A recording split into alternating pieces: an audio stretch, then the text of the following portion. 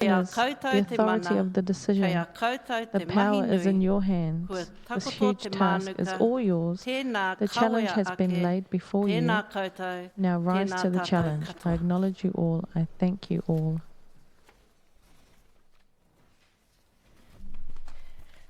Here taunga haro o te Here kahu. taunga, the flight of the Ka hawk. tīmata i te takutai i te The kauaia area of Māui, interest of Heretaunga Tamatea starts at Te Kauaia Māui and follows the coast north to the mouth of the Tūtai Kuri River. It then extends westward along the Tūtai Kuri to the foothills and eastern slopes of the Kāweka Guavas and follows the Ruahine Ranges to the headwaters of the Manawatu River in the south. o te awa o Manawatu i te tonga. I reira, ka whakawhiti, whakatērā whiti, It crosses eastward to the coast at Te Poroporo and turns northward up the coast, embracing Ka hipa i Parimahu. tētahi o ngā wāhi tino whakahirahira puta katoa i te whenua nei. It arrives at an Ko important Hinurākau place i te among these mataorongo lands to kako me Kohinurākau, kahurānaki te maunga tapu o Mataorongo te rohe. Kako, and Ka hoki mai Kahurānaki, i the te sacred kauaia mountain Māui. of the land, Kei and tua returns a to Te ahuriri Kauaia i a Māui. Heretaunga Tamatea, Ahuriri is heo anō he wāhi hirahira outside of the tēnei. area of interest I of tō Heretaunga mātou hapu Tamatea. i runga However, i ngā it has whakapapa immense me ngā significance to the hononga hapu aiwi. of Heretaunga Tamatea through whakapapa and tribal associations. Tēnā koutou. I'm Liz Munro and I'm the Chief Executive of the Heretaunga Tamatea Settlement Trust. This is the post-settlement entity established to receive and manage the redress negotiated and settlement of the historical treaty grievances of Heretaunga Tamatea against the Crown. I have held the role since the Trust was established on 30 June 2015, and it's been my privilege to do so. Prior to this, I was the Chief Negotiator for the Comprehensive Treaty Claims, along with negotiators Peter Paku and Brian Morris. The governance group was the taumata of Hetoa Takitini, comprising 23 marae, Whatuapiti Tribal Authority and the Aorangi Māori Trust Board. It was chaired initially by Peter Paku, then Dr. Roger Maka, tēnā koe Roger, followed by Dr. David Tipene Leach. Direct negotiations with the Crown commenced in 2009. The enacting settlement legislation was assented on 26 June 2018. The area of interest is loosely described as Hastings and Central Hawke's Bay. I hold a current practicing certificate as a barrister. I've held a practicing certificate since I was admitted to the role of barristers and solicitors of the High Court in 1986. My environmental, this is the kumara talking about itself, hey? My environmental, local body and Crown experience is vast. It includes Senior Māori Advisor to the Waitakere City Council, Inaugural Manager of the Māori Unit Wellington City Council, one of 3 negotiators for the Crown for the Waikato River Co-Governance Framework, and Strategic Advisor for the Maniapoto Māori Trust Board on the same Waikato River negotiation, but for the Waipa River, which adjoins the Waikato. I have worked with various iwi across Aotearoa, from Ngāti Kahu and all the muri whenua iwi, Whangarei, Ngāti Whātua and others in Tamaki Makaurau, Waikato Tainui, Raukawa, Te Aroha, Tūwhare Toa, all 8 Taranaki iwi, and of course the post-settlement groupings within Ngāti Kahungunu, Hineuru, Pāhauera, Mana Ahuriri, Maunga Hararu Tangitu, Te Wairoa and Wairarapa. I am also the current Deputy Co-Chair of the Hawke's Bay Regional Planning Committee representing Tamatea. The RPC was established by statute and forms part of the settlement redress for Heretaunga Tamatea. I have a significant understanding of cultural values through Heretaunga Tamatea and through the lenses of various other hapu and iwi across the motu.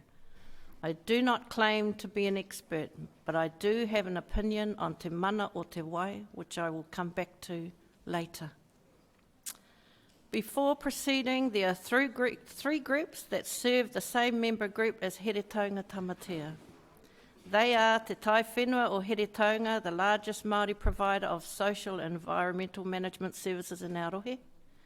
Te Tai Whenua o Tamatea, the Central Hawke's Bay equivalent, and our iwi Ngāti Kahungunu Iwi Incorporated. There are also our marae, not the least of which Mangaroa, who continue to strive for tino rangatiratanga and korangata. Tēnā kōrua. Because of these rōpū and our marae, the Settlement Trust is in the privileged position of taking a more policy overview approach as it establishes its post-settlement framework. I can also rely on them. Their submissions will delve into the detail in respect of Plan Change 9, leaving us to point out key concerns. Thank you for the privilege. Ngaio, mare, our tihei tamatea whānau, huia, hira, koutou mā. It is only right also to acknowledge the sheer scale of effort and energy that has been put into Plan Change 9. From the beginning in 2012 with the collaborative process through to the various drafts, workshops, wānanga, the additional workshops to address the impasse, the written submissions, reviews, and this process, 9 years at least. Council officials have gone some considerable way to work with us, tangata whenua, certainly way further than any previous council in the history of Hawke's Bay. And we thank you. We see that extra mile with the recent amended version published on 19 May. Also, with the new approach to the Mohaka plan change, adopting co-design and the provision of a Māori planner to develop that plan change through a Māori lens. Significant relationship building has gone on too over the period amongst the stakeholder groups and especially between the councillors and the tangata whenua members of the Regional Planning Committee. It's commendable. So it doesn't come easy to yet again be seen to complain, but we must, and we trust the relationships developed thus far can sustain this. Why? Because what is needed is a quantum leap, and it needs to happen now because there won't ever come a better opportunity than that offered by the 2020 National Policy Statement on Freshwater Management and the standard in terms of giving effect to Te Mana o Te Wai. Using more Māori terms in the plan and pepper-potting instances where Māori values are recognised and provided for is good, but it doesn't quite take us there. Neither is it enough to provide for consultation in terms of having particular regard to kaitiakitanga, which incidentally is different to stewardship. And how does Plan Change 9 take into account the principles of the Treaty of Waitangi? We also need to comment on some processes to date. Firstly, much has been said about the collaborative process that defines Plan Change 9 and the participation of tangata whenua in that process. What hasn't been said is the discontent that emerged, leaving individual tangata whenua stakeholders with no option other than to walk away. And they did not return. Their return has come through the droves of submissions filed in this process. Tangata whenua were also concerned that Plan Change 9 was notified knowing a later freshwater management statement was in the pipeline. As it transpired, those concerns were well founded when the outcome of the 2020 policy was to give primacy to Te Mana o Te Wai, ahead of the health needs of people and further behind still the ability to provide for social, economic and cultural well-being. If we view Plan Change 9 through the hierarchy, the plan change fails for want of the actual and reasonable use formula that places the needs of economic users over the needs of the over-allocated aquifer and associated awa. We also heard yesterday the comparative analysis by Mitchell Daesh that the 2020 standards are only partially captured in Plan Change 9. This is suggesting a need to test the entire plan in terms of capturing the 2020 policy statement. Does that happen in this process or in the Te Kotahi process with the 2024 deadline? At a minimum, this process needs to set bottom lines in terms of Te Mana o Te Wai, or the complete rewrite should begin from a co-design perspective and through the Māori lens with Māori planners alongside the council planners. Te Mana o Te Wai. I first came across that phrase in negotiations with Waikato Tainui, 2007. Our tank process started in 2012, some 5 years later, and the term has been redefined in 2014, 2017, and now 2020. What is Te Mana o Te Wai here in Aotearoa? Te Mana o Te Wai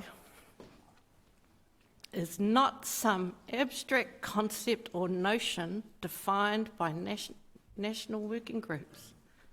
In our view, their guidelines can be nothing more than that, as the mana sits with the hapu.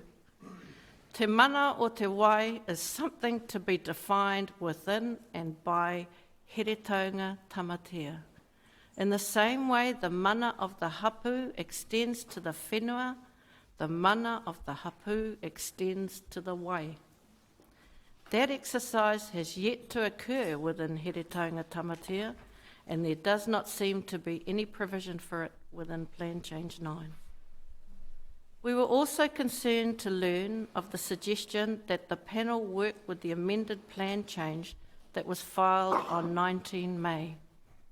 Whilst on the one hand it was a clear, well-intended effort to accommodate submissions, it has left no time for tangata whenua to properly consider it and potentially makes the current oral submissions meaningless if decisions have already been made on the written versions.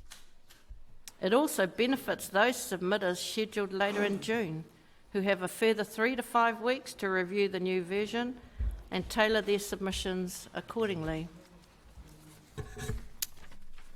To that extent, tangata whenua are disadvantaged. We are further disadvantaged by the additional evidence that I believe has also been submitted. Tangata whenua must have equity, and we'd suggest a further opportunity be given to tangata whenua to review the amended plan within the current process. This iterative approach to amending Plan Change 9, whilst well-intended, also carries risk. It is important to guard against viewing this from an academic perspective and in isolation, bereft of the mauri which can only come from input from tangata whenua. Yesterday, co-design was posed as the better approach, and this should continue into this plan change. And why? I am proud to stand here and speak for Heretaunga Tamatea. I am particularly proud to speak for those who cannot speak for themselves. In the first instance, I speak for the waterways that are at the heart of this hearing and sit within the heart of Aotearoa. Ko te tūtai kuri, ko te ngariroro moko tuararo ki rangatira, ko te karamu. I also speak for our neighbouring Ahuriri estuary by reason of our shared whakapapa and close tribal association. I speak for our awa because they are me and I am them. Ko au ko te awa ko au. They are parents to me as I am a parent to them. They are my children and mokopuna as I am their child and mokopuna. Oku matua, oku tamariki, my parents, oku mokopuna. my children, my grandchildren. I also speak on behalf of our highly valued Joella Brown, Senior Environmental Analyst for Heretaunga Tamatea. This was meant to be her day, her time, but she couldn't be here today because of severely debilitating but life-saving surgery. And while we may never hear her voice as we once did, Joella's whakaaro will continue to resonate in all things environmental within Heretaunga Tamatea. She extends her apologies to the hearing panel. I speak also for the great chiefs, the chieftainesses and their uri of Heretaunga Tamatea, who graced these lands in the time leading to the signing of Te Tiriti o Waitangi. Heretaunga takoto noa. I also speak for the unborn future generations. I want to take us back to the time when our great rangatira, Te Hāpuku, signed Te Tiriti o Waitangi on June 24, 1840 at Waipureku, along with Hoani Waikato and Harawira Mahikai. Although one of the few Ngāpuhi to sign the Declaration of Independence, non-Ngāpuhi, to sign the Declaration of Independence in 1835, Te Hāpuku had issues about the treaty and land that had already been taken unlawfully. He initially refused to sign. Let us place ourselves in his mind at that time. Te Hāpuku may have said, "E tame," referring to the emissary Major Thomas Bunbury aboard the HMZ Herald. He aha tēnei mea. Why should I sign when our lands continue to be taken unlawfully? He may have also looked across to his peers, to Hoani Rawa ko Harawira. After some pondering, he reads aloud what he is to sign.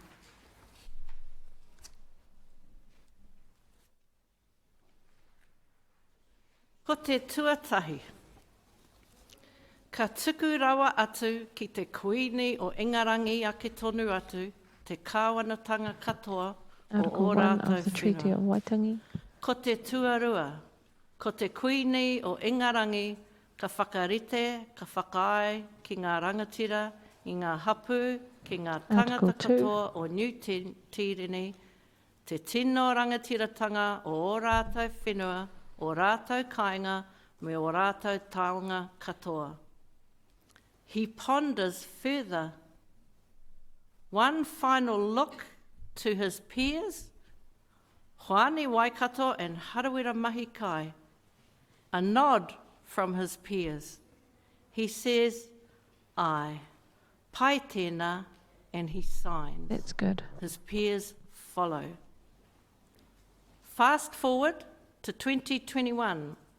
What does Te Hāpuku see? How does he feel? What of Hoani Waikato and Harawira Mahikai? Oh, where te mamai. Oh, the pain. They see degradation, pollution, poorly rationalised first in, first served allocation, submission after submission, year after year being made by their mokopuna.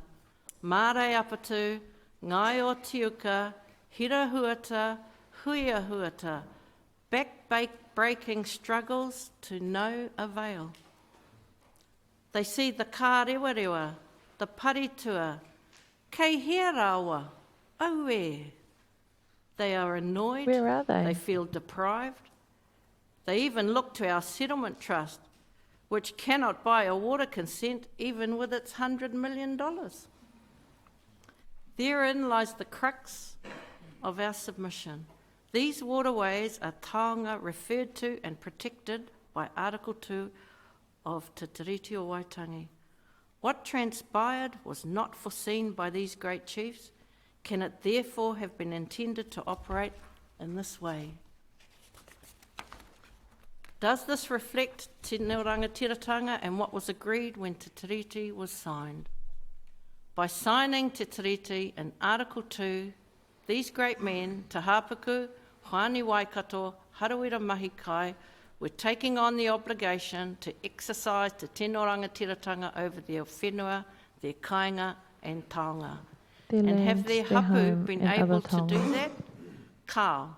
Hapu have been prevented from performing their obligations agreed to in Te Tiriti by the current regulatory and fiscal framework. The result is environmental mismanagement that hapu have to bear consequently along with successive governments, central, regional and local. That is not taking into account Te Tiriti.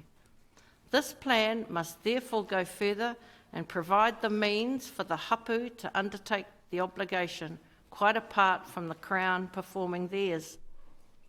Our submission proposes the gold standard. Te mana o te wai must be imbued right through the entire plan change, in every rule, every policy, every objective, indeed an overarching philosophy and objective. This is not something that can be clipped on. The desired outcome is as follows. Provide for te tino rangatiratanga as set out in Article 2. The flow of the kārewarewa must return, as with the paritua. Equity must be provided to the Settlement Trust, the 23 marae and the associated hapu to ensure access to water for economic and cultural development. There is no justification for denying equity to hapu due to the failings of the existing consent holders and the weak environmental management framework. Any tension or stress should be properly borne by the current consent holders and the regulating bodies, not by our Māori landowners. The means is a complete review of Plan Change 9, whether the original or the amended version, through the lens of te mana o te wai. If that becomes difficult, then perhaps we go back to a blank page and start developing the vision and strategy for each awa that is centred on or sourced through te mana o te wai. E aku rangatira, tino rongonui. To my revered Te chiefs, hāpuku, hoani waikato, Hapuku, Hoani Waikato, harawira mahi kai. Harawira Mahi Kai. Nui te mihi, nui te I humārie, acknowledge you moi humbly, mai rā. rest Te kaunihira, eternally. ngā tūru i te To the tepu, council, I o the koutou decision haerenga makers, I raro i te tiriti on o this journey Waitangi. under the Kia Treaty of kaha. Waitangi. Ngā kai Be komihana, brave. ngā mana o te whakatau, The commissioners, nui te mihi. E the ngā power, reo o the ngā authority wai, of the ngā decision, waha o ngā pūwaha o tō tātou the awa. voices of the Tēnei rivers, te mihi ake. I acknowledge you Ngā all. ti rauhunga i te rangi me ngā ti pōporo, For these nui te sub-tribes, aroha. Kua I takoto send lots of tātou love te to you all. mānuka. The Tēnā challenge has kawe been ake. laid before Tēnā you. koutou. Now rise Tēnā to the tātou. challenge. Thank you all.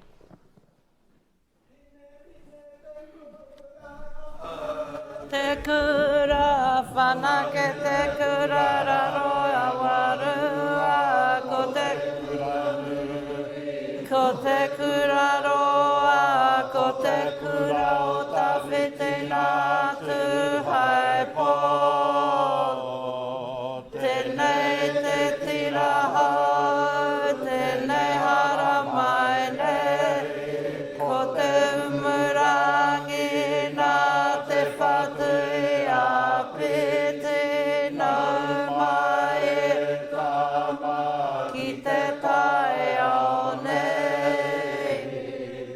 Kia whakangungu a koe ki te kahi katoa, ki te tūmata kuru, ki te tara o ngā onga, ngā ihora e ngā hau e kupe i wai hoi te ao nei. Peki ake kake ake i te koe hua rewa te ara o tā whaki piki ai ki runga i roko i nā tura mai kuku maka hapai o maui he waha i pā mai taku wahine purotu taku tāne purotu korua ko te tau e. Kia ora tātou.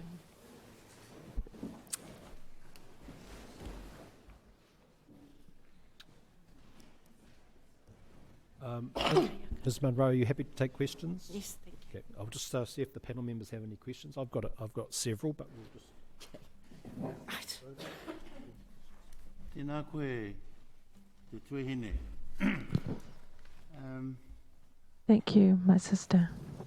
I just want to make sure that I heard you correctly. So my questions are going to be around this: is this what you said, or is this, or have I misunderstood what you've said? On page 8 of your statement this morning, paragraph 29,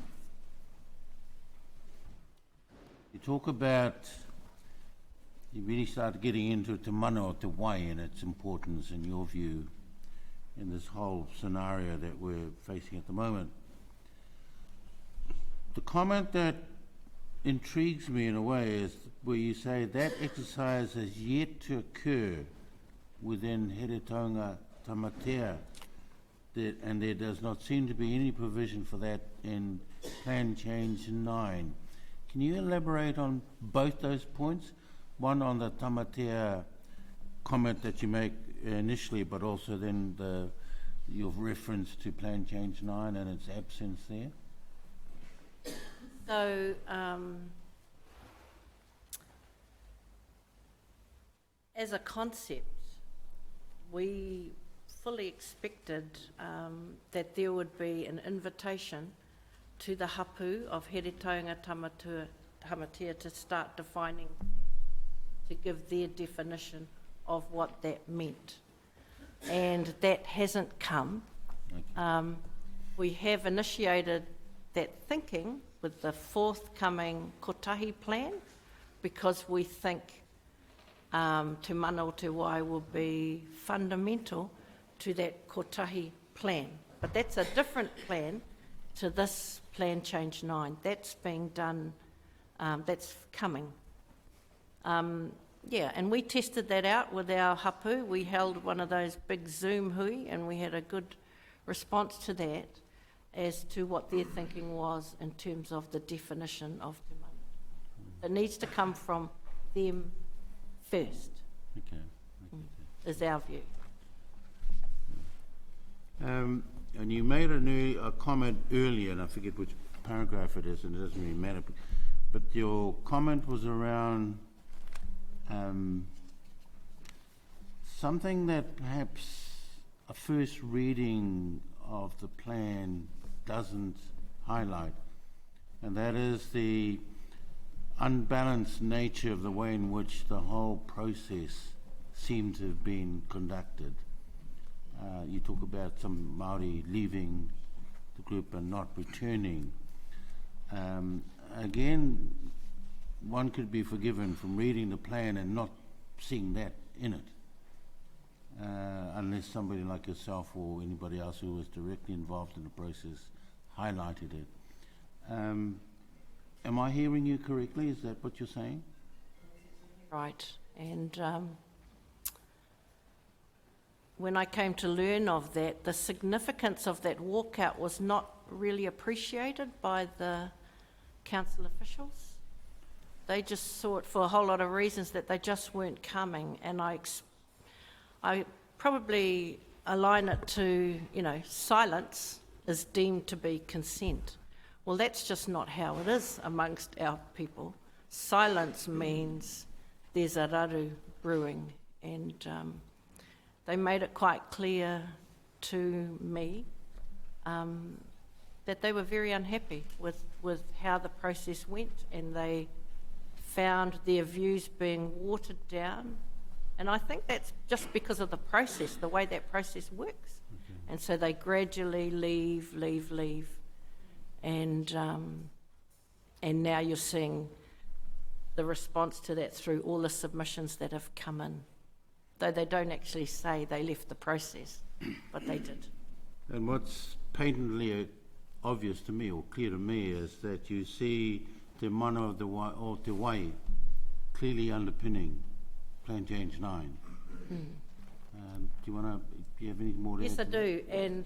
And the primacy that was given to Te Mana o Te Wai hasn't actually happened until the 2020 National Policy Statement. So the versions that were being used to develop Plan Change 9 didn't give as much primacy to Te Mana o Te Wai. So it's just not possible for that plan change to give effect to it fundamentally, is our view. And we just feel that, that there's this kind of clip-on approach. And I think that's just how things are done in policy review processes. But what we're seeing with the National Policy Statement 2020 is a change, that it should actually be the ngako or centre of everything. And then it's like how I explain it, it's like a tree. The Māori or Te Mana o Te Wai is not just a branch. That might have been how it was looked at in 2014. In 2020, Te Mana o Te Wai needs to be imbued through all the trunk, through the branches, the leaves. It has to look like that. That is what I think the National Policy Statement 2020 at Freshwater Management is saying. So that 2020, I'll call it update or rewrite. Again, I took from what you're saying that it gave you some hope or confidence that change was underway and might in fact continue. Am I reading that correctly? It's given us real change, that there'll be a closer alignment between the Māori understanding of Te Tiriti and how things Māori, whakaaro Māori, should feature alongside Pākehā whakaaro, if I say it like that. And if we don't take this opportunity, I don't think it'll come again. I don't think it'll come again in our lifetime. Yeah. And the last point I want to refer to is your comment, or the question that you raised about Te Hāpuku in the year 2020. How would he see it? Because I think that's what we're here for, all of us are trying. But if you could, apart from the fact that you've outlined the things that you think he would have seen, degradation, blah, blah, blah, is there anything missing from that list that you might have wanted to add to it? There's a list on paragraph 50.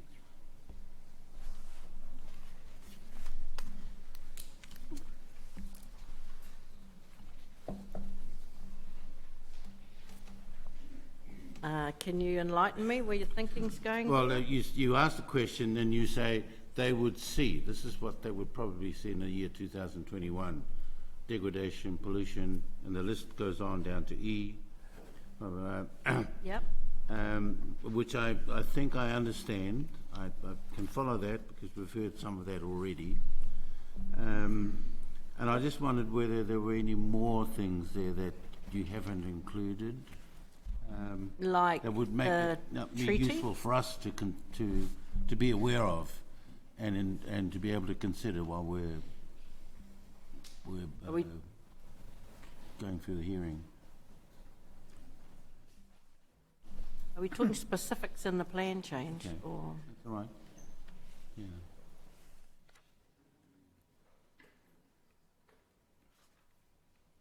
Can't really talk to that in detail, other than what's set out in our written submission itself.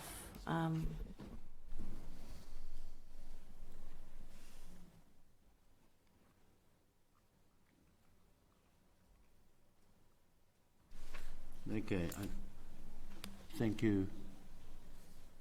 Unless you've got something else to add. It might, I mean, I'll think on that one. Okay, thank you. Tēnā koe Liz, kei te mihi kia koe, wā au mahi nui I te taho o tō tātou. I acknowledge you for all of your work that you've done for all of our marae. E mohi ana tātou ka nui ngā mahi, ngā whakaaro, ka hohonu, ngā whakaaro I raro I nei reporter.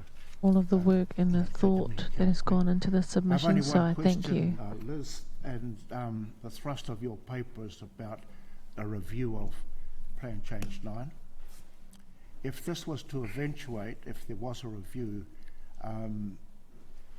would the Treaty Trust be willing to work with whatever review took place and participate fully in that process? Yes, we would. And we'd lead it out. We'd lead it out because we have the resources, and we've also got the support of the marae. The way the trust works, it's the marae that informs, our relationship with the marae and hapu is quite strong. We take our lead from the hapu and our direction, so we started that process, asking them how they saw this working. In the way the Mohaka plan change and that change in approach with co-design and bringing forward the lens of a Māori planner, that was our idea. Bonnie came to us from Ngāti Pahowera and said, look, I'm having trouble. She couldn't do it all on her own. And we realised that what was needed was together a co-design approach in the first instance and a Māori planner looking through it, looking through it. If we're going to review or rewrite, so if we review, you need a Māori planner coming at it, and that's quite hard to do because there's some fundamental concepts inside there that will be difficult to shift. But if you're going to do a complete rewrite, then you can start with the centre of it and elaborate there. I'm not saying it's going to be easy, but yes, the Settlement Trust has set aside its budget for Te Mano Te Wai and water. Thank you. Thank you, Ms Munro. I had a few questions and perhaps a few clarifications, but firstly I'd like to accept the apologies that you've given, particularly those from Joella Brown, and it's very sad to hear that she couldn't be with us, and it sounds like she's a very valuable member of your team. So I'd like to accept those apologies in the first instance. Thank you. And then just moving on to your brief that you've presented today, and I appreciate that a lot of the detail is actually in your submission, but they've actually taken the time to go through the provisions and provide quite specific views and recommendations, so that we've got that. Thank you very much. Yeah. The first one is just in regards to point 23, and this is more for my clarity than anything, and when you're talking about the freshwater management statement, I'm assuming you're meaning the new National Policy Statement for Freshwater 2020. Yep, that's great. Fine. Just turning over the page at 26. This is 25 and 26. You've indicated, we'll call it the frustration of, because we can appreciate the frustration of the notification of the plan change just before the National Policy Statement 2020 came into power. So we're in this unusual situation where we've got a notified plan change beforehand and all the work that's been done to prepare it. We understood that too. Yes. And then we have the submissions that were made after the National Policy Statement 2020 has been made, and the legal advice we've received from the Council, and there'll be others who have different opinions. At this stage, the Legal Council, and sorry if I won't put words in your mouth, is a summary of that is that their view is that we could consider the submission points as they're relevant to the National Policy Statement 2020, which are relevant to this particular plan change. Now, I don't think that goes to the nub of your submission in terms of you want to see the National Policy Statement 2020 and the Korowai of Te Manawai implemented in all of the plans. And we heard from Ms Kerry Edmonds yesterday, and that seems very clear that that's the intention of the Council, is to achieve that as part of the Te Kotahi process. No, I just want to set that out. Is that your understanding? Yeah. And I need to declare, it's a difficult position because I'm on the Regional Planning Committee, and I also, respect their efforts and how they're approaching it. But there is a fundamental difference between how I feel it should be done, and otherwise we run the risk of ending up with same old. So that's why te kotahi, we've talked about kotahi, and I'm very familiar with the process that's going to be used and their approach. This plan change, if it goes to appeal, is unlikely to be written in a way to comply with that 2024 deadline. So you'll start seeing that, when will Plan Change 9 reach its end date under that scenario? And so if we don't take the opportunity now to rewrite within the 2024 timeline, you run the risk that Plan Change 9 may never actually, or it will be some years before it's finalised through whatever process that happens. And I have asked, I know it's easy to say, there's the deadline and we're going to do these ones first, catchments, I understand that. And then the tank catchments, or those within those rivers, will come later. I have a real worry because it's going to be a hard task to get the other catchments, the policies or the plan reviewed according to the 2020 statement in the 2024 timeframe, let alone add this major bit of work a bit later. And for Heretaunga Tamatea, we're involved in, I think I worked it out to 5 of the freshwater management units, 5 of the 8. And that's a lot. And all of this is within our, we'll be involved with that as well. It just makes sense to do it all as a comprehensive one-off up front rather than stagger it out. I mean, I am, aware, and the goodwill as well.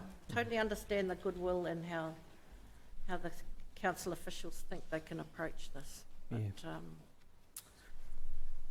Thank you for sharing your views on that. Just at 31, I thought this was a very interesting point around the Section 42A addendum report, which shows is an attempt to bring forward all the respond to all the evidence actually been presented since the Section 42A report had been, and it's probably been done in a form that's quite helpful for submitters to see where everyone's fit. But the point you raise around those people who will be at the hearings a little bit later will have a bit more time to respond to that Section 42A. And those are all the the economists and the industrialists and the. Yeah. I certainly think it's a point well made, and I'm going to ask the panel. We're going to do some thinking around what might be a response to that.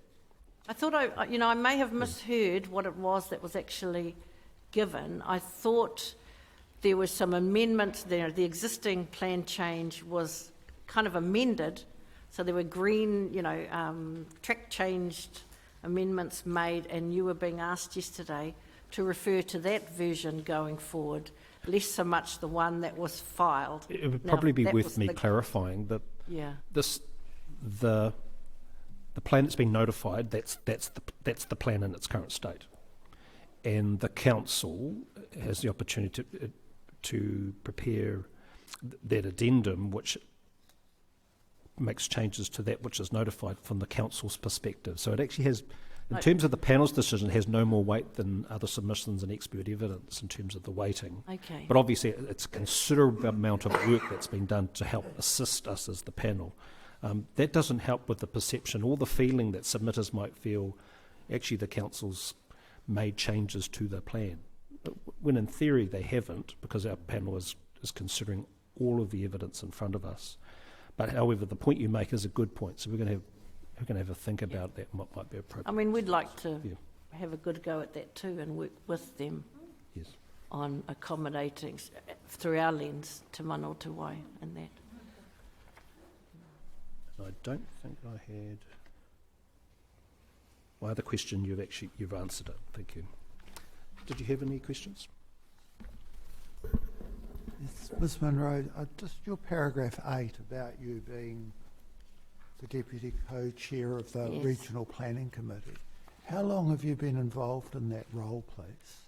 In the role, less than 12 months as the Deputy Co-Chair. And on the committee itself, just as although that impasse was happening then, so when was that, 2019? I'd been on it once before, but only for a short term. And then, but I came on in that period when everything was starting to gear up, I suppose. I think the committee found it useful, me being there, and the Crown officials too, other council officials. So in terms of the process leading up to the notification of the proposed plan change, you Yes. didn't have a strong role through that process and going around to the Regional Planning Committee a number of times? Is that Yes, that's true. It did come. The committee, the tangata whenua reps meet separately prior to a meeting of the Regional Planning Committee. So we try to agree on working with the council wherever we can.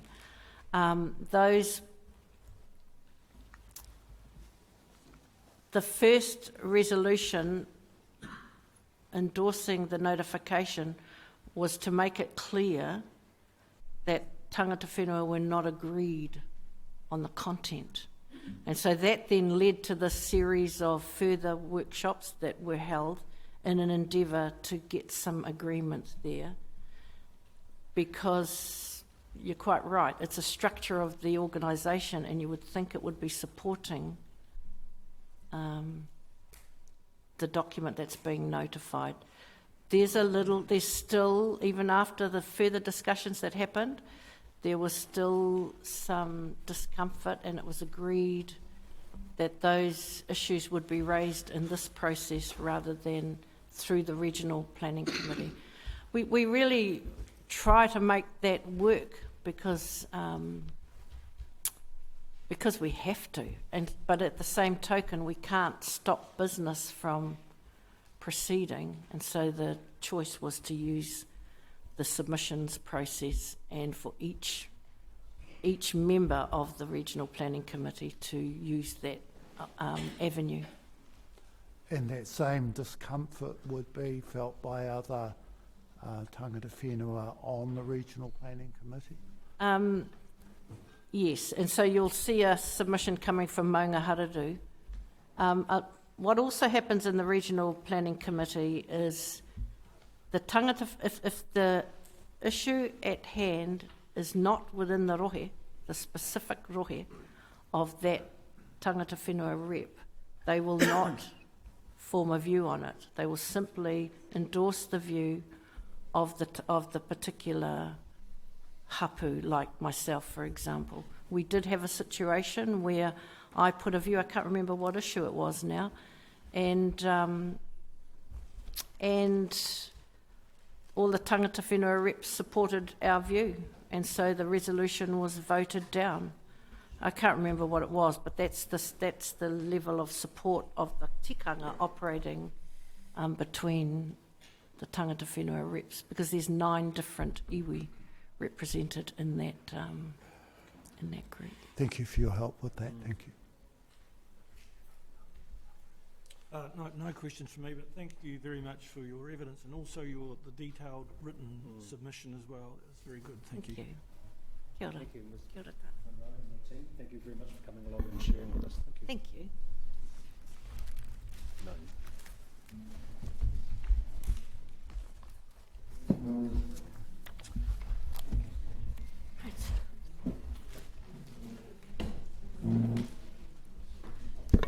And we have ngā kaitiaki o te awa o Ngaruroro, Jenny Mauta Winipere. Thank you. Thank you for being accommodating for us.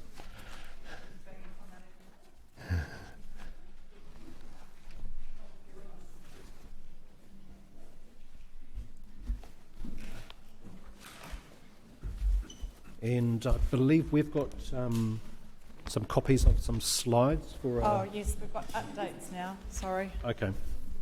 Yeah. We've got several. Another one. Are these replacements?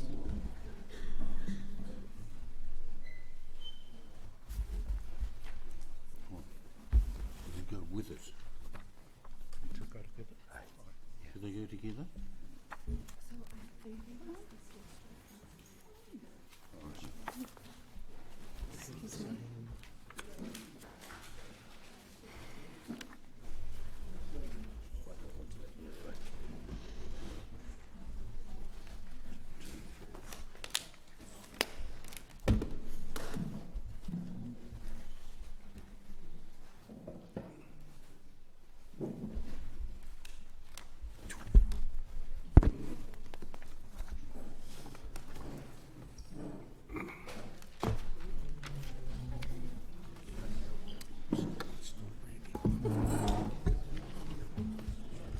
That's a big help.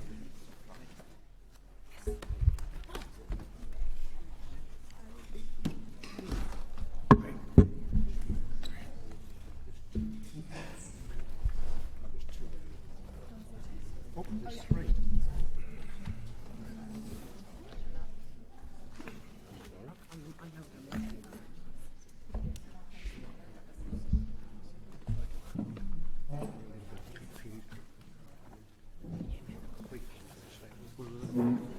You want one of those? Is it a different one to this?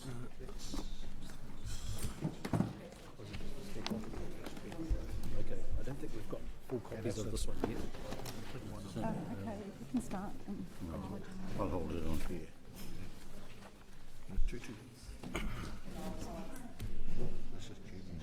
See how this unfolds. You're on 8. Kia ora, Ms. Major. We're just sorting out the paperwork. Right. So Starting. what we've currently got is this paper here, an oral submission from yourself. We've got the slides with Katangi o Mō Papa on the front. Yep. And then I think we've also got a copy of the slides for the presentations. Sure. Are those all the bits that we're supposed to have? Bev, given them yours? That's great. We will shortly have, it's only about half a tree. We have 5 speakers and we're hoping we'll have enough time in our 40 minutes to answer some of your questions. Okay. So over to you, Edel. Tēnā koutou katoa. Ko Wero Karana. Greetings, my name is Wero I'm from Karana. Omahu.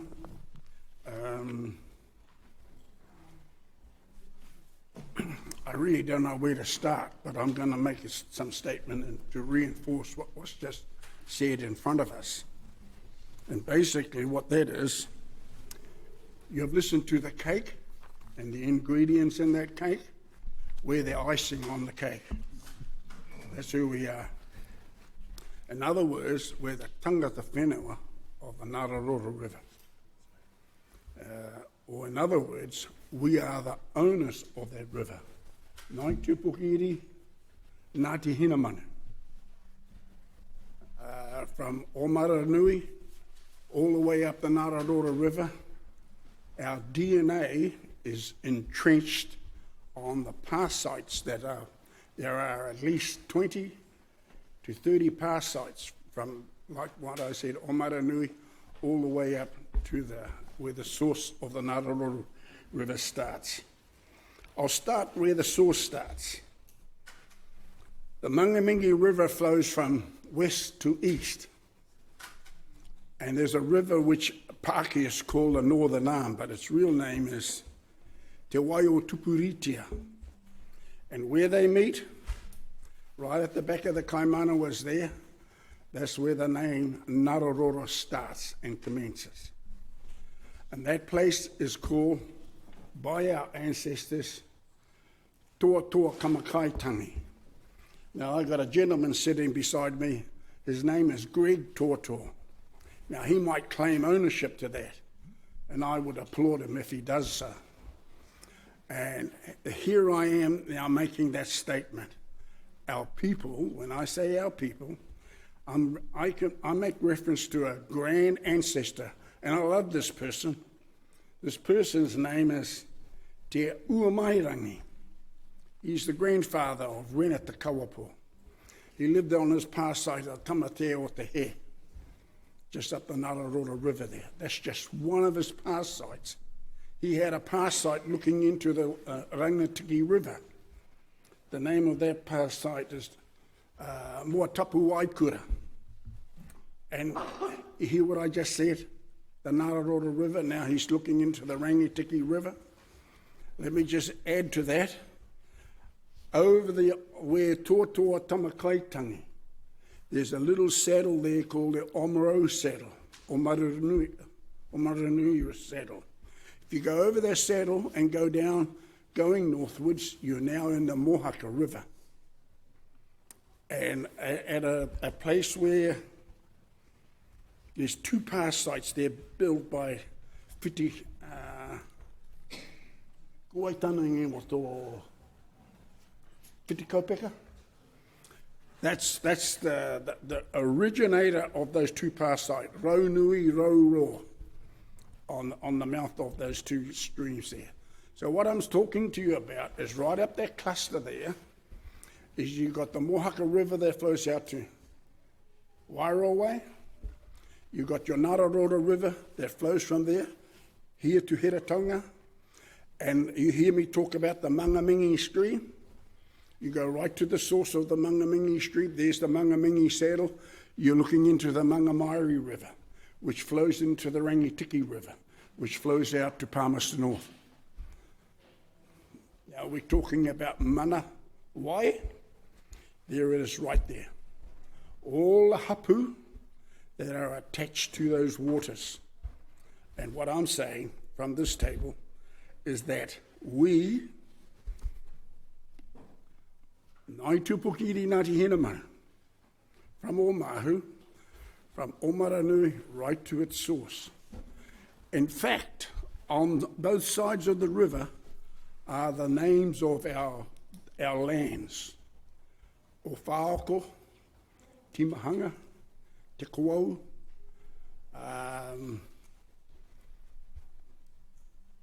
Mangahane, like that. That's the names of our ancestors. I had some glasses here, Greg. No. Yeah. Gee whiz. No, I got some glasses here. Well, that's what happens when you reach 79 years old. It's a little bit hard hopping into the saddle of a horse. I've got to use a step these days. Once upon a time, I used to run and jump into the saddle. I want to reinforce something. At the heart of this report, and these words I've already said in our Waitangi Tribunal, is the taka whenua, customary rights, and the interplay between the different claimant groups, the different taka whenua claims and rights, and the land which we interpret in its total sense of everything, and in it, whether it be rivers, waters, forests, fisheries, and tupuna. Let me just reinforce what Ms. Munro just said, just to you people. Article 2 of the Treaty of Waitangi, Article 2, full and exclusive and undisturbed possession of Te mea, and the fifth is rivers. And right at Omahu, the rivers we got there, or the lakes, there's about 5 or 6 lakes there. I took this young lady to show her a past site 2 weeks ago that she never knew was right under her own nose, and the sky. The name of that pass, Motukumura. Just up the hill a bit, another past site called O'u Eroa. That's where Te Raia II and his wife Punakiaho, that's where she lived. Their first child was Hinamanu. And then they moved to Motukumura. Then they moved to Okawa. So we're talking about Manawai. From the outset, we need to state that the notion of take whenua, can quickly become an abstract theoretical debate amongst historians and the wider academic community. Literature on Maori custom starts as early as Cook's visit, through the observation of early whalers, sealers and explorers, and onwards to official reports to the Colonial Office. Customary rights take on a degree of formality since 1840, with the signing of the Treaty of Waitangi and the Crown's recognition of Maori title to New Zealand is evident when we read Lord Normanby's instructions to Hobson, which refers to the numerous and inoffensive people whose title to the soil and to the sovereignty of New Zealand is indisputable. Peter Adams outlines in Fatal Necessity British intervention in New Zealand from 1830 to 1847, the difference between European theories of land tenure and actual Maori practice led to a protracted and long debate in New Zealand and Britain.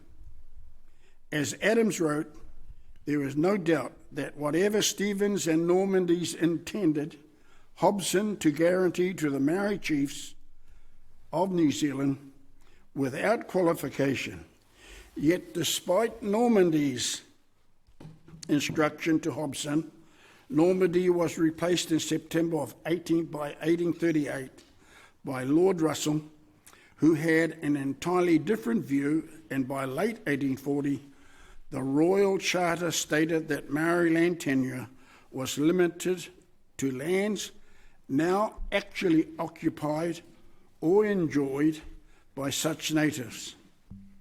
Russell's approach was to underpin how Crown agents would frame that their deeds of purchase with Maori for such of the land transactions that followed. Now, I've already said that in our Waitangi Tribunal claims. I had 20 years plus experience with our claims. I was asked to come here and to talk briefly about, and what I'm talking about is our legal rights to this water, to this Wai. We had a Prime Minister who said no one owns the water. I dispute what he says about that. You know who I'm talking about, John Key. And then he gives away some rights to some Chinese people to extract some water from out of New Zealand and export it overseas. How cruel is that? Or how ugly is that? Without consulting tangata whenua. That's what I'm talking about. I go back and just to reinforce the ownership of our rivers. The Tutaikuri River, the Nararora River, and you know what, there's a river here called the Tukituki. And people need to stand up for that river also. And I dare say there's some people I see here would stand up for that. I make this statement in that establishing our ownership to this river is that you heard me talk about Te Uamairangi. I'm just going to refer to a couple of other parasites of his. There's one right at the mouth of the Omahaki River into the Nararora River. And just downstream from this location I'm identifying with you right now is a parasite called whanawhana. Whanawhana, to our hapu and iwi, is the same as Otatara on the other side of the Tutaikuri River from Oʻu-e-Roa. This young man here sitting beside me visited the whanawhana parasite a couple of weeks, 3 or 4 weeks ago. I've known about this parasite for the last 60 to 70 years. And where did I learn that from? I was brought up by my grandfather. He was born in 1895. His name was Tame Mohi Karena. I was the firstborn grandson, and accordingly, whanaunga whangai tūturu Māori, I was adopted. I was legally adopted when I was 15 years old. And all my life, through my life, I was a mischief kid. Tutu. I gave a lot of farmers a bit of hell. I'm an ex-policeman, and I know what I mean by that. Trespassing, I loved it, because we all the deer were in the wild porks was all on these farmers' lands. And I had to wear another character's hat when I went hunting there. And my grandfather would say to me when I came home from hunting, "E wero, kei te haere koe ki here." And I would explain that to him. And then he would tell me a story. I could sit here. She said we got 40 minutes. Well, I need 4 weeks to talk about my grandfather bringing me up. I love my grandfather. He was a lovely man. He built Kahukura Nui that's at Omahu now.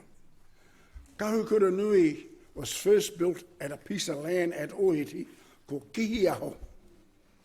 Our people, our ancestors, they burnt it down because they thought the Kehua was visiting them and they were dying from, and I think it was the flu or something like that. So they moved to Omahu, and I'm just trying to think of the name. At the back of the Te Awhina Marae there's a memorial there. That's where Kahukura Nui was second time built. And along came a flood, and away went the Kahukura Nui down the river. And the third place now where it's built at Omahu, that's where Kahukura Nui is built. You all know who Kahukura Nui is, don't you? It's Kahununu's son. All right? And Kahununu assisted Tamatea Pōkai whenua when they went on their excursion up the Ngāraroa River. Now, I just want to close my remarks on those points. And all I'm doing, and I said this to Andrew Little on the 19th of January, I had the blessing of being in his office, just gone by, January. I actually did this in front of him. I showed him a photo of 2 poes at a pā site, and I said to him, which belonged to Te Umairangi, and I said to Andrew Little, that is our DNA. That's what I said to him. And everyone walked out, but I stayed in and talked to him. And I explained to them that I was an ex-policeman, and I left the police force and then went and got a law degree. And this is what I did with Andrew Little. See my thumb? I've taken a lot of fingerprints from criminals, and I know what it means. I licked my thumb like that, and I put my thumbprint on his table. And I said to him, I'm leaving my DNA in your room. That's what I want to leave here today, is our DNA of that Ngāraroa River. Nō reira o hauma, tēnā koutou, tēnā koutou, tēnā koutou katoa.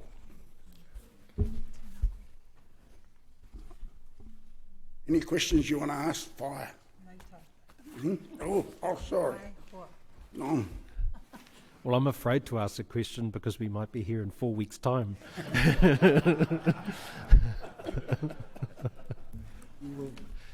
And we still wouldn't have got to the answer. Well, I had a good feed of oysters and mussels yesterday. My son brought them to me. So I took them to the Chinese shop and had them cooked up like fish and chips. So I don't mind staying here for 4 weeks if we got that kind of food. We might carry on to your next speaker.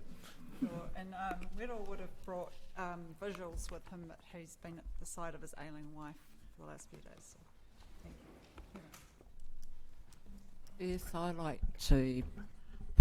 I'd like the scribe here to to make note that I think 8 minutes to kōrero under the Treaty Waitangi is not on, so it's my little beef. O toku tuinga poto is my called short submission. Katangi o Mōpapa. Nā taua wā o te orokahanga rā anoa te ao. The creation of the universe and eventually the creation of humankind. Sorry, I'm nervous. Nā te atua e koha mai ki a tātou, he tuku God nā gave te this tonga land tuku iho, to mankind hei to papuri cherish nā tūpuna mā rātou for kai their te health heke. and well-being. My name is Hera Hiniaia Taho Ni Whitiwhiti. Through my ancestry, I'm affiliated to a majority of rivers of Takitimu. I feel utterly sad to talk about the present state of our Mother Earth, Papatūnaki, spiralling down into chaos. I feel I'm in tangi mode all the time. Now for Papa, I had attended some tōtaki tini hui, one day felt compelled to speak and said the waters are more important than the claims. Silly, I know, but that's what I said at the time. A little bird said, this is not the time, the place, wait for the contemporary claims. So here I am in the year 2021. The world is currently experiencing a water crisis. 16 out of 20 mega cities around the world are suffering a water crisis. Ignore that photo, that first photo on the left. Go to the second photo on the right. Here in New Zealand, we are in the deep throes of our own water crisis. Crazy. Australia suffered major forest burns, and since then our weather patterns have been affected accordingly. David Attenborough, a world-renowned conservationist, stated that the South American burn-offs will impact the world's climate. Here in New Zealand, we are feeling the effects. Now I'm going to talk about empirical experiences. The first one is Ruawharo. Centuries ago, the famous tohunga of Ruawharo, Eponus, ancestor of the Great Migration from Hawaii, and his dog arrived at the river mouth south of Mataruaho. While there, his dog suddenly jumped into the river, excited by the numerous schools of small fish. The barking of the dog's frolicsome behaviour caused the fish to change direction, rapidly change direction here, there and everywhere, under and over in a frenzy. To Ruawharo, the fish species resembled rolling waves. Ruawharo said karakia would set the mauri and named the river Ngāru Roro Boka Tuararo ki Rangatira. To the right bottom, that's the Upokororo, our fish species, which no longer exists. And my second empirical experience is Auntie Kate, Keita Kahureramo Hakiwai. Auntie Kate and her whānau lived at Pōtaka when the catastrophic earthquake happened in 1931. One of the surrounding hills there completely fell down. The house that contained their tonga was was destroyed, and their house that they lived in was extensively damaged. Frightened by their after tremors, they decided to move to the banks of Ngāru Roro to live. Auntie Kate went back to Pōtaka daily to milk her koro's cows. That was her daily chore that she used to do, and returned back to the riverbanks. As the roads suffered damage and the shop was inaccessible to buy food, so she needed to return to the riverbanks to help whānau gather food, kaora, inanga, roro, tuna, kōkupu, and kākahi. That's how they survived at that time. I have her tape here, but I've been told I can't play it.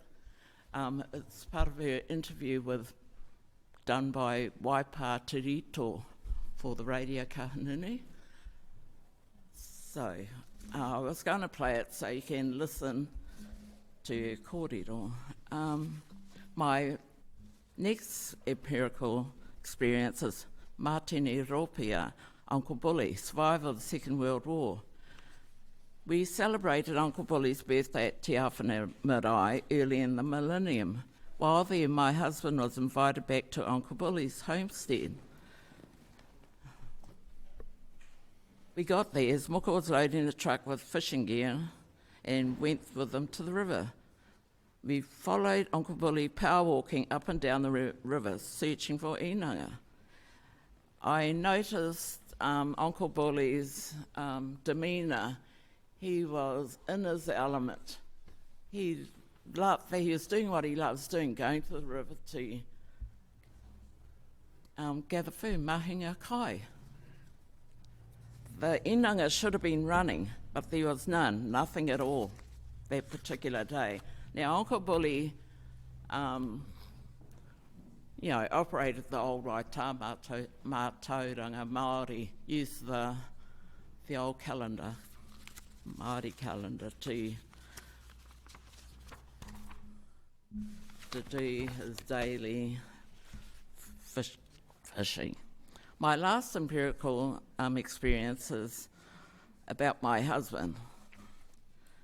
My husband of 30 years at that time fell ill, was diagnosed with a terminal illness, 2012. Eventually he was hospitalised. Our immediate family gathered, we fed the worst, and doctors suggested chemo and radiation therapy. Because his white count multiplied out of control, his children had other ideas. The Mātāmua, who returned from America, said no chemo or radiation. We're going to do prayer concession. I'm not going back to America until Dad's cured. One day, the Pōtiki comes in and says, "What's going on? Something should have happened by now because we've been doing prayer concession morning, noon, and night." So she goes home, comes back the next morning. I dreamt God said, "Dad has to be baptised. Dad, you have to be baptised." So she arranged with her devout friends, took her father to Ohiria Stream, which is on their which is their whānau homestead. And whānau and friends gathered there for our baptism. A week later, the doctors did another test and found something had happened. His red blood cells had increased out of fashion. Our prayers were answered. Our Mātāmua returned to America.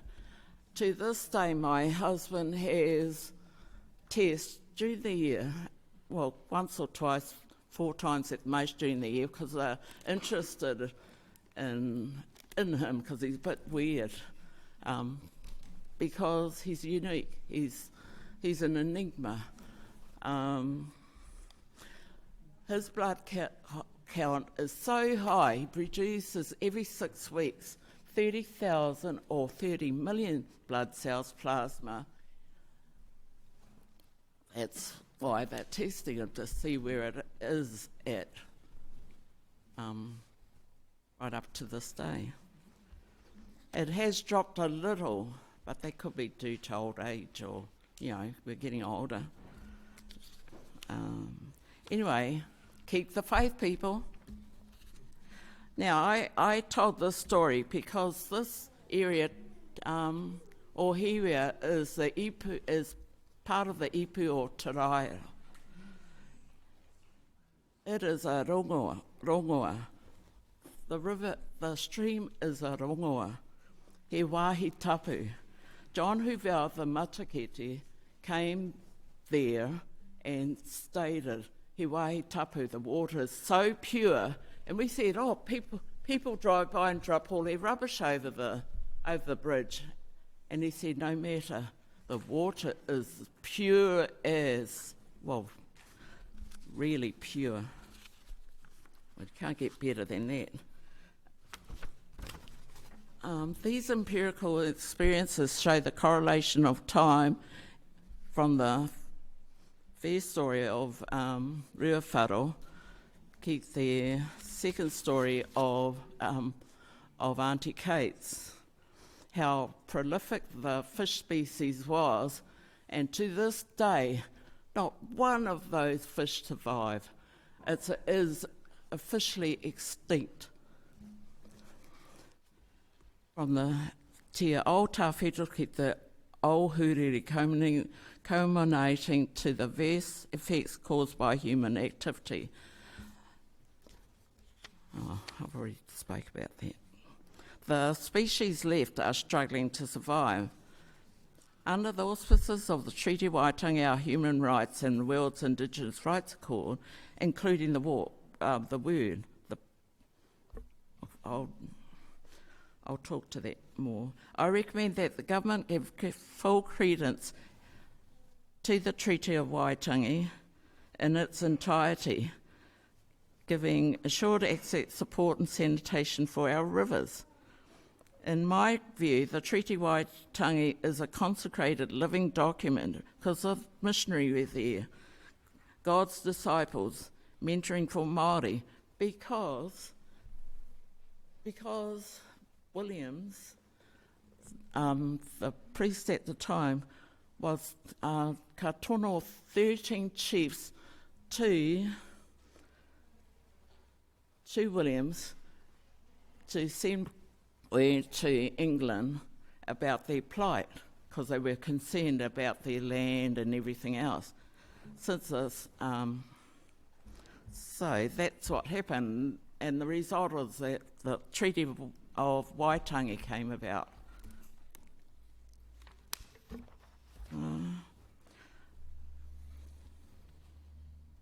Well, half my thing is missing here, so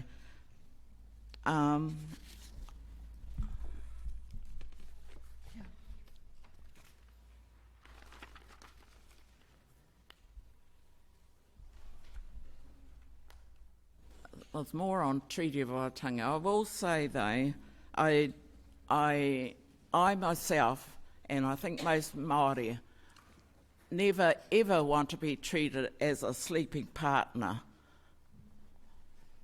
at all. We're to be a fully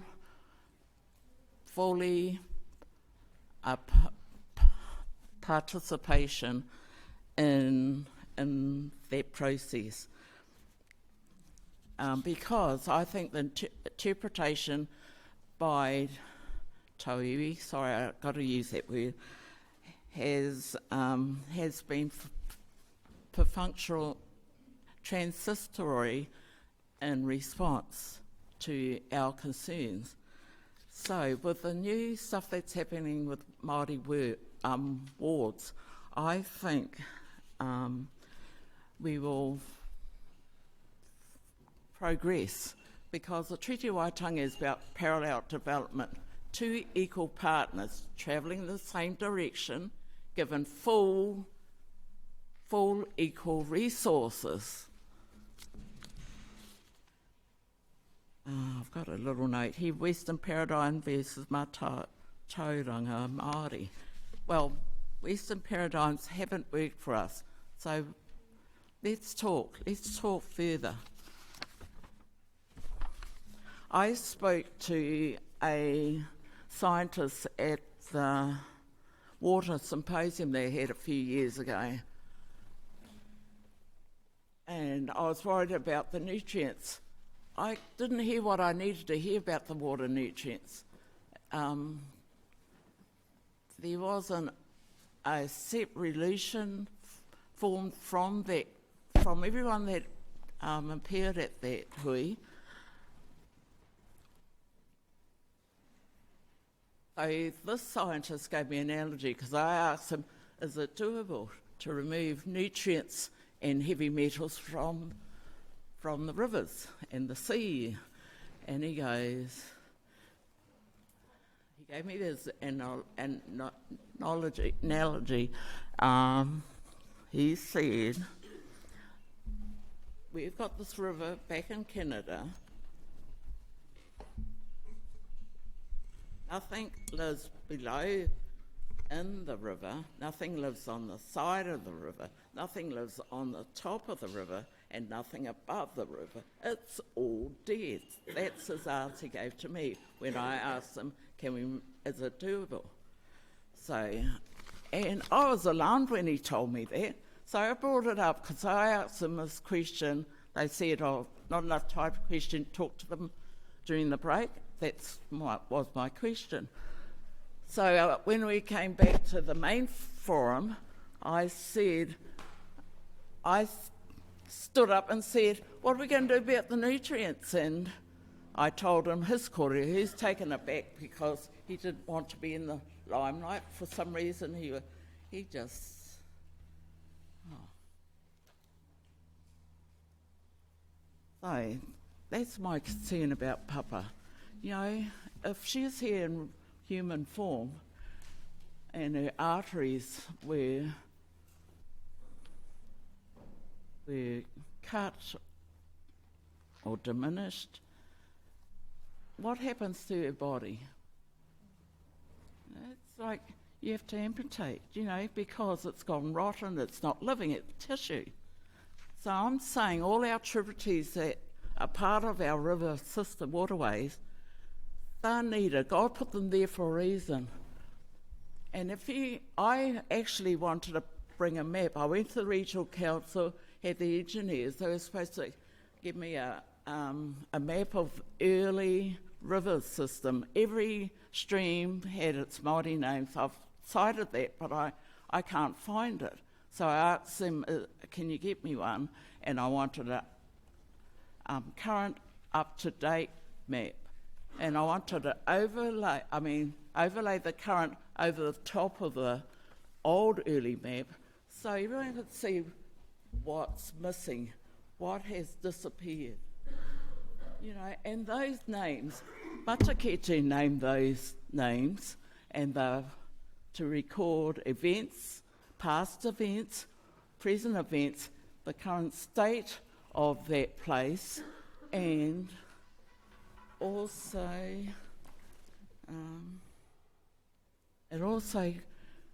those names tell you of a future event that's going to happen there. So we need to record all our Māori names of all our rivers, even the ones that don't exist, because whatever future event that the Matakete said will happen. And it'll be good to know, to be ready. Anyway. I think we'll just pause there. I'll just... Ka miti taku kōrero me whakaeri taku kete. My submission has come to an end, so I will close my submission here. And thank you all. Thank all of us. Well done. We've just got to 10:30. I was just wondering how many more... You've got a couple more speakers? One, childhood Yes. experiences, water poverty through the human health lens. Yes. I just wanted, at 10:30 is our scheduled morning tea break, and I don't want to disrupt your kōrero, but we'll stop for a morning tea. We'll be going for a good hour and a half, and then we'll carry on straight after the morning tea. Is that fine with you? Thank you. Yes, we'll do. Thanks, everybody. We're going to take a 15-minute break.